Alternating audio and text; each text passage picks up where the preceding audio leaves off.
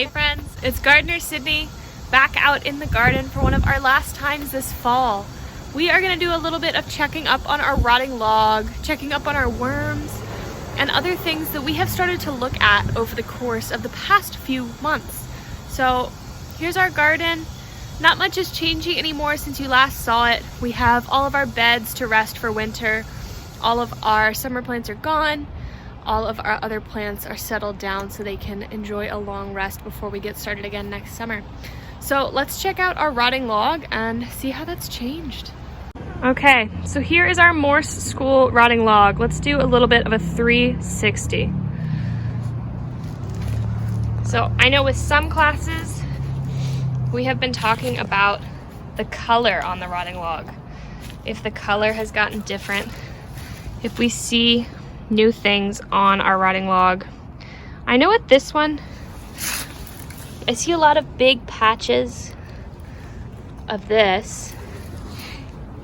And over the time that our rotting log has been out, I have noticed some changes. Let's look underneath. So there is not too much under our rotting log anymore. It's been pretty cold out lately. We have one little bug there. And maybe another little bug as well. But not the piles of worms like we used to have. The wood of our log is squishy.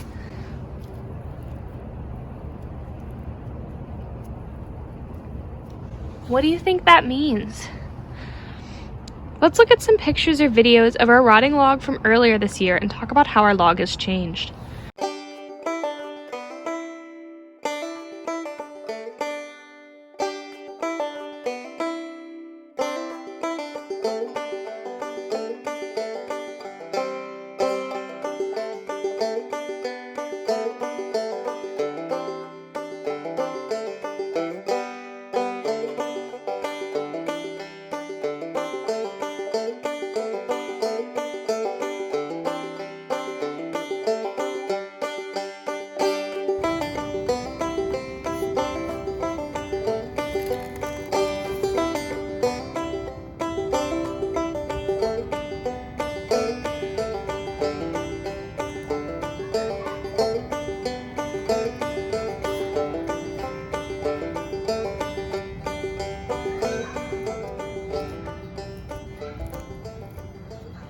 Besides looking at our rotting logs, we have also talked about making rotting log models, and I want to show you an update of what my rotting log model looks like now.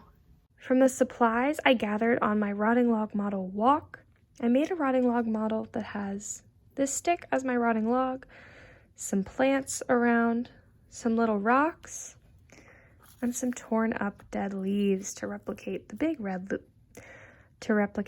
dead leaves.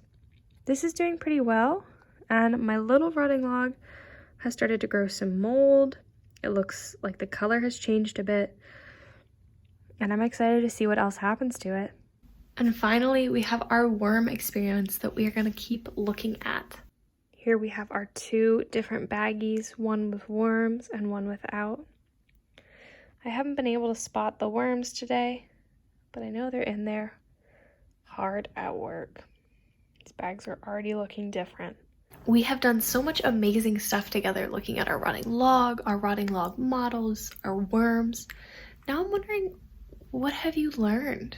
What have you figured out by looking at our rotting logs? What questions do you have about what's happening, where our soil comes from? What worms have to do with rotting logs?